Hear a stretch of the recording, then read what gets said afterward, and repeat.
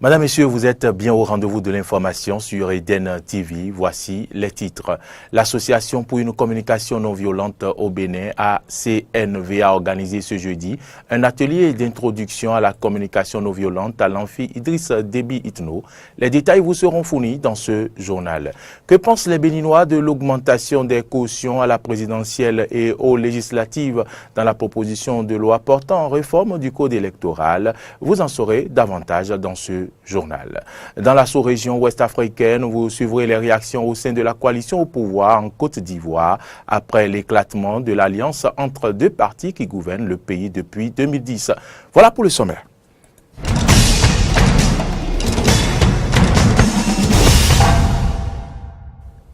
Merci à nouveau et bienvenue dans ce journal. Permettre aux jeunes de développer les comportements favorables à la paix, c'est l'objectif visé par l'Association pour une communication non violente au Bénin, ACNV Bénin, qui a organisé ce jeudi un atelier d'introduction à la communication non violente au campus d'Abomey-Calavi. Laurent Roland Tonneikes y était avec Fiak Voitan. Merci de suivre leur reportage. Dans le cadre de la Semaine Jeunesse et Paix édition 2018, l'Association pour la communication non violente au Bénin et ses partenaires ont organisé ce jeudi 9 août 2018 à l'amphithéâtre Idriss Déby Itno un atelier d'introduction à la communication non violente au profit de la jeunesse. Cet atelier vise à enseigner aux jeunes les notions de la communication non violente et comment ils et elles peuvent tous utiliser ces notions pour pouvoir améliorer leur manière de communiquer avec les autres, que ce soit dans leur famille, dans leur lieu de travail, dans leur organisation ou dans leur communauté, etc. Avec ces outils, nous avons l'assurance que nous aurions aidé les jeunes à adopter des comportements de paix dans les situations de conflit, les situations de crise. Après une série de questions-réponses, la présentation des membres de l'association, une séance de jeu de rôle, la sœur Fleur Nathalie Yassin-Guézo a animé l'atelier proprement dit pour permettre aux jeunes étudiants, constitués pour la circonstance en majorité des jeunes volontaires de l'université d'Abomey-Calavi, de comprendre le concept de communication non violente et d'adopter désormais les comportements favorables à la paix. Une initiative appréciée à juste titre par le formateur à la citoyenneté et stasiologue Simon Nassis Tometti. C'est très important que chaque année, on puisse célébrer la communication non violente pour attirer l'attention des hommes que nous sommes, que nous devions faire beaucoup attention pour ne pas remettre en cause le vivre ensemble. Donc c'est une démarche pédagogique visant à nous rappeler ce qu'est l'amour en soi, l'amour en l'autre, l'amour en la patrie, l'amour en Dieu. Et ça, c'est très important. Il faut l'insérer dans tous les programmes de formation continue des travailleurs du secteur public comme du secteur privé. Romaric Mouftaou, vice-président de l'ACNV, s'adresse par ailleurs aux jeunes pour la sauvegarde de la paix et les invite à participer aux autres activités prévues pour cette semaine Jeunesse et Paix. Je voudrais vous inviter tous, jeunes hommes, jeunes femmes, à nous rejoindre pour la caravane de la paix au niveau de la place de l'Étoile Rouge ce dimanche 12 août qui symbolise la Journée internationale de la jeunesse à 14 h. Nous serons à la place de l'Étoile Rouge et nous allons démarrer une caravane pour la jeunesse, pour la paix. Et cette caravane prendra fin au stade de l'amitié à 16 h. Et à 16h30, nous allons tous entrer dans le palais des sports pour pouvoir faire un concert géant à l'endroit de la jeunesse et pour promouvoir la paix. Jeunes Béninois, adoptons les comportements de paix afin de pouvoir contribuer à construire notre pays. L'Association pour la communication non violente existe au Bénin depuis 16 mois. Elle est apolitique et laïque et est présidée par la sœur Fleur Nathalie Yassin-Guézo, seule formatrice certifiée en communication non violente au Bénin. Vous venez de suivre donc un reportage de Laurent Roland Tonné-Ikès et de Fiacre Veuilletan. Écoutons à présent les citoyens béninois se prononcer sur certains points au menu de la proposition de loi portant réforme du code électoral en étude au Parlement, notamment celui inhérent aux restrictions et à la définition des statuts des anciens chefs d'État et d'institutions au Bénin s'ils se présentent aux élections législatives. Suivez. Quand on dit ancien chef d'État dans un pays, c'est un poste vraiment honorifique et puis du coup vous venez encore postuler pour un poste législatif. Est-ce que quand vous êtes ancien chef d'État, vous serez encore député à l'Assemblée nationale, on va voir que c'est pas un truc où on peut encourager. Mais si les députés le votent sans différence, c'est-à-dire sans avoir une autre manière d'interprétation de la chose, on voit que c'est vraiment une chose qu'on peut louer. Mais il y a une question qui se pose, ces derniers, c'est-à-dire celui qui a une casquette d'ancien chef d'État, s'il veut encore postuler à un poste législatif, pour lui, c'est toujours dans l'esprit de diriger le pays, dans l'esprit de partager ou d'apporter encore sa pierre à l'édifice pour le bien-être des décisions à l'Assemblée. Mais pourquoi, en tant que chef d'État, ne pas aller à la retraite de façon paisible et avoir une idée claire sur ce qui se passe dans le pays en tant qu'observateur, en tant qu'un sage, et puis on peut vous consulter à tout moment pour avoir une idée sur comment les choses se passent à l'Assemblée ou dans le pays. Mais quand vous venez encore postuler encore pour que vous soyez encore député, il voit que ce n'est pas un truc où on peut encourager au niveau des postulants. Un chef d'État, c'est un chef d'État. Qu'il fût chef d'État et qu'il arrête ses fonctions en tant que chef d'État, reste toujours un chef d'État, puisqu'il a eu à gouverner ce pays et tout le monde a vu sa gestion. Si je suppose un instant que c'était quelqu'un qui avait bien géré le pays, ce n'est pas en voulant postuler pour autre poste qu'il va perdre son trône de chef d'État. Non, moi je ne crois pas que c'est une très bonne réforme. Je pense que les anciens chefs d'État doivent avoir forcément un statut. En tout cas, à ma propre vision, je vois qu'on doit les respecter. Parce que être président n'est pas facile. Donc le statut du président ne doit pas être forcément banni. Donc je vois que ce code-là, vraiment, c'est un code à revoir. Parce que quand on est chef d'État, il faut qu'on respecte. C'est un titre très honorable.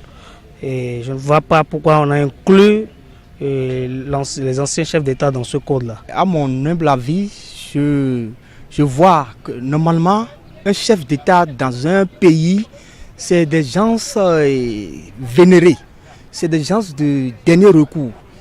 Je donne un simple exemple.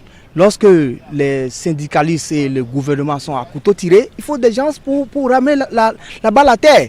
Maintenant, si ceux-là voient qu'aujourd'hui, ils ont encore le sang jeune pour aller sur le terrain politique, alors là, enlevons-lui ces statuts-là qui deviennent simples comme les autres joueurs sur le terrain. Je vous l'annonçais en titre, les Béninois se sont aussi prononcés sur l'augmentation des cautions à la présidentielle et aux législatives dans la proposition de loi portant réforme du code électoral. Qu'ont-ils dit? Suivez. Je ne sais pas pourquoi les gens font une polémique. Vous voyez, dans notre pays, là, il y a les gens qui se lèvent de part et d'autre pour dire qu'ils sont candidats. Ce n'est pas une affaire de petits enfants. Vous voyez, au Ghana, il y a 2 blocs, d'accord? Au Nigeria, ce sont des blocs. Pour aller aux élections présidentielles, ce sont des blocs, on ne se lève pas comme ça pour dire on ira aux élections présidentielles. Les gens se sont trop amusés. Fini maintenant la plaisanterie. Cette histoire de 250 millions, c'est rien du tout par rapport à ce qu'ils dépensent par rapport aux frais de campagne. Vous voyez, les gens payaient 15 millions ou 10 millions et ils dépensaient des milliards. Donc je crois que la représentation populaire a bien choisi, n'est-ce pas, de mettre le frein, c'est-à-dire de siffler la fin de la récréation. C'est une surprise désagréable pour moi. Parce que lorsque on veut voter des lois, on regarde la réalité politique, la sociologie politique, nos mentalités. Nous sommes à 15 millions pour les élections présidentielles, pour un candidat. Et vous quittez 15 millions pour aller à 250 millions. C'est quoi? Le Bénin est devenu si riche? Je ne comprends pas. On dit la démocratie, nous avons hérité ça des pays comme la France, les États-Unis et autres. C'est les pays de grande démocratie ça. Allez-y voir comment ils payent. En France, on paye 0 francs. Moi, depuis hier là, je réfléchis, je vois que ces frères, grands frères, papa, députés à qui nous avions remis nos mandats, qui ne se soucient pas de nous. Parce que ces 250 millions là, le candidat ira chercher ça où? Et s'il pèse cette somme, il vient, je crois qu'il va nous faire de n'importe quoi. Vous voyez, ils n'ont pas bien réfléchi. Ou bien, je ne sais pas s'ils sont mal conseillés. Je ne sais pas. Je ne sais pas, hein, ça me dérange. À l'heure où nous sommes là, eux là, si ils ont des pédiums, nous n'en avons pas. Moi aussi, je peux être président demain. Qu'est-ce que je ne savais pas que le président Taron sera élu. Je ne savais pas. En 2015, en 2014, je n'avais pas cru. Vous voyez. Donc si aujourd'hui il est élu, c'est sa chance. Donc chacun a sa chance. Maintenant, c'est une loi qu'ils sont en train de voter qui va se retourner contre eux-mêmes. Tel que la cherté de la vie, le monde aussi évolue et que si les élections aussi coûtent. Donc dans cette situation, 200 millions, je vois que c'est un peu élevé. Si on peut revoir un peu légèrement à la baisse pour faciliter, disons, au maximum de Béninois voulant briguer un tel poste de pouvoir postuler et que cette somme ne soit pas un frein pour ceux qui ont la volonté d'y. Mais à voir aujourd'hui, disons, l'évolution du monde, je pense qu'on ne peut pas refuser une légère augmentation. 51 musulmans béninois ont commencé à rallier l'Arabie saoudite afin d'accomplir le 5e pilier de l'islam. Quant au vol charter, le 2e a décollé ce jeudi 9 août. Il avait à son bord 311 pèlerins. Laurent Roland Torneikes et Fréjus Fiossi étaient à l'aéroport. Suivez leur compte rendu. C'est effectif. Les pèlerins du Hajj 2018 foulent depuis quelques jours le sol saoudien. Le 2e vol charter, affrété par la compagnie Air Tassi Bénin, a décollé de l'aéroport Cardinal Bernardin Gantin de Cotonou ce jeudi 9 août 2018 à 1h du matin avec à son bord 311 pèlerins. 3051 musulmans béninois prennent part à l'édition 2018 du pèlerinage à la Mecque. Pour rallier l'Arabie saoudite, les pèlerins sont répartis sur 2 vols. Les vols réguliers, qui ont déjà convoyé 1665 pèlerins, et les vols charter, prévus par la compagnie Air Tassi Bénin, qui doivent convoyer 1386 pèlerins, dont le premier vol est parti le mercredi 8 août 2018 à 3h12 avec 382 pèlerins, dont 2 bébés. Ceux du premier vol ont atterri en Terre Sainte ce matin à 8h30, Inch'Allah. Le processus continue avec le 3e, le 4e et le 5e vol qui vont se dérouler tout le long de la semaine et s'achever d'ici dimanche. Avec le concours du comité Hajj, du conseil des convoyeurs, de la DEI, du ministère de l'Intérieur et du gouvernement, l'appui du chef de l'État, du chef du gouvernement, nous avons réussi cette année à passer le cap de beaucoup de temps perdu par rapport aux années antérieures. Et nous avons aussi réussi à avoir des tarifs plus bas pour un nombre plus grand.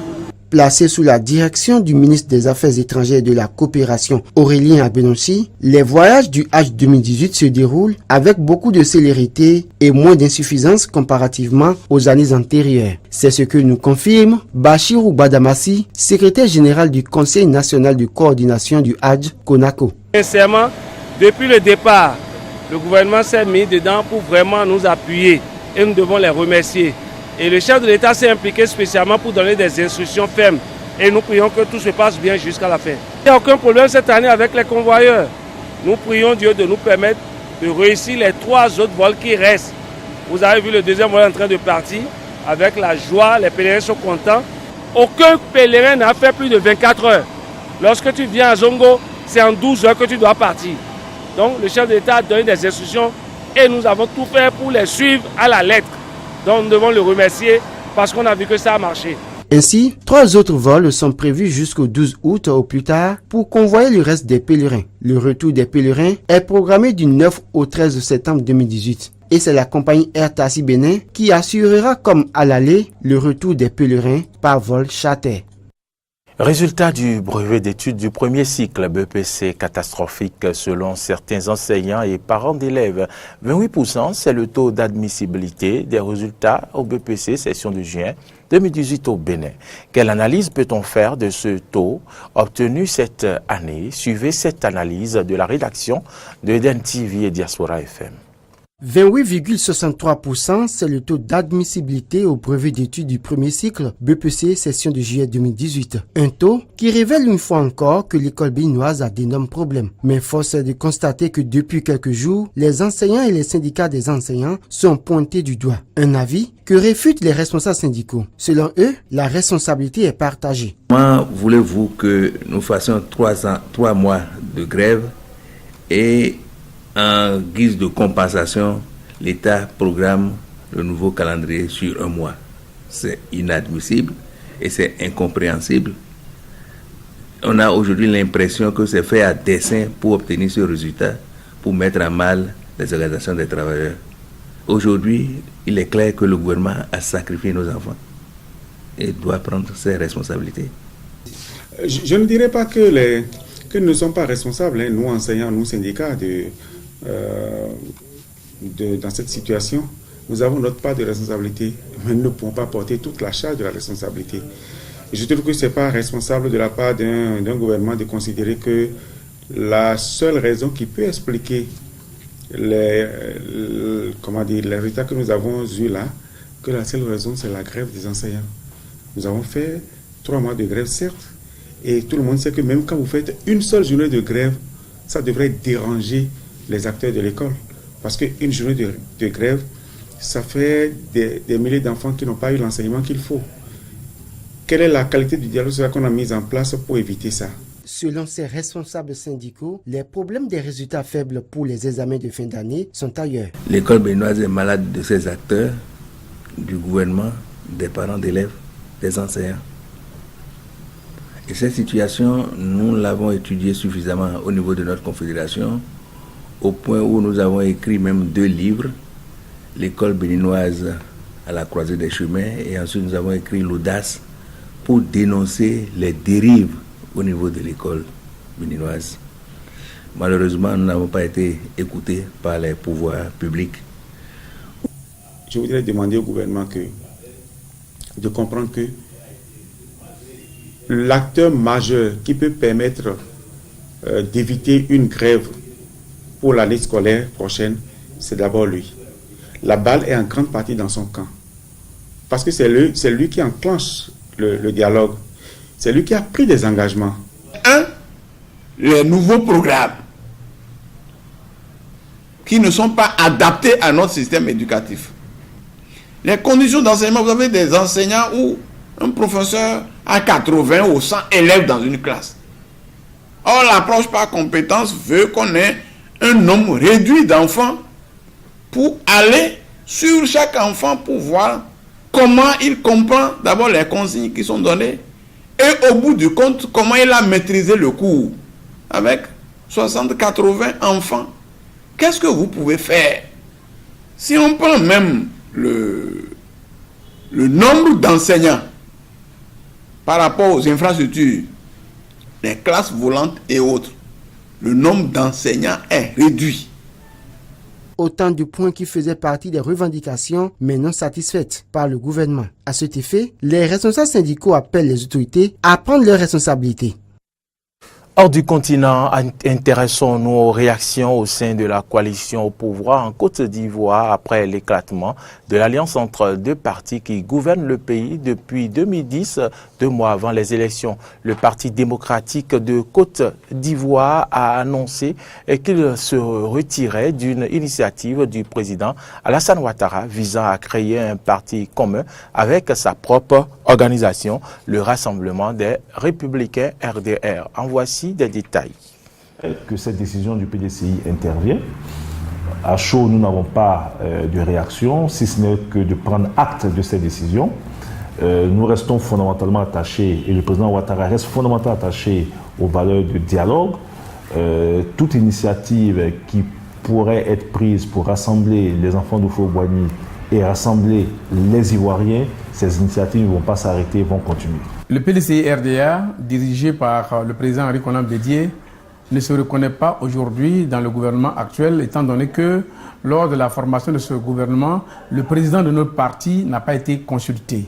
Et donc, nous ne savons pas au nom de quel parti politique ces frères qui sont à ce gouvernement ont été appelés. Pour toute attente, nous nous rendons compte que le chef a décidé de mettre fin donc, à cet accord politique. Déjà, c'est un problème pour nous. C'est regrettable qu'on soit arrivé à prendre une telle décision et on parle même d'une nouvelle alliance qui peut être créée, mais nous préférons être alliés aux enfants d'Oufoué que de nous allier à des gens qui ne partagent pas la même idéologie que nous. Du côté du Mali, le président sortant, Ibrahim Boubacar Keïta, et le chef de file de l'opposition, Soumaïla Cissé, seront bien opposés au second tour de l'élection présidentielle le 12 août, confirme la Cour constitutionnelle malienne en rejetant les recours introduits par l'opposition. Madame Banioko a déclaré que les deux hommes seraient opposés lors du second tour dimanche comme en 2013 où Ibrahim Boubacar Keïta l'avait emporté avec plus de 77% des suffrages. La présidente de la plus haute juridiction du pays a également déclaré irrecevable la plupart des requêtes introduites par l'opposition pour dénoncer des fraudes dans certains bureaux, faute d'avoir été déposées dans les délais, et en a rejeté 3. Suivons ici un extrait de la déclaration de la présidente de la Cour constitutionnelle. Considérant que chaque candidat a obtenu les suffrages suivants: 1. Ibrahim Boubacar Keïta, 1 331 132, 41,70%. Soumaïla Cissé, 567 679, 17,78%. Un deuxième tour aura lieu entre les deux candidats qui ont recueilli le plus grand nombre de suffrages au premier tour. Considérant que le candidat Ibrahim Boubacar Keïta a obtenu 1 331 132 voix, et le candidat Soumaïla Cissé 567 679 voix, il y a lieu de les déclarer candidats au deuxième tour du scrutin du 12 août 2018 de l'élection du président de la République. C'est ici que se referme cette édition. Nous avons eu du plaisir à vous la présenter. Bonne suite de nos programmes sur Eden TV et Diaspora FM. Bon week-end à toutes et à tous.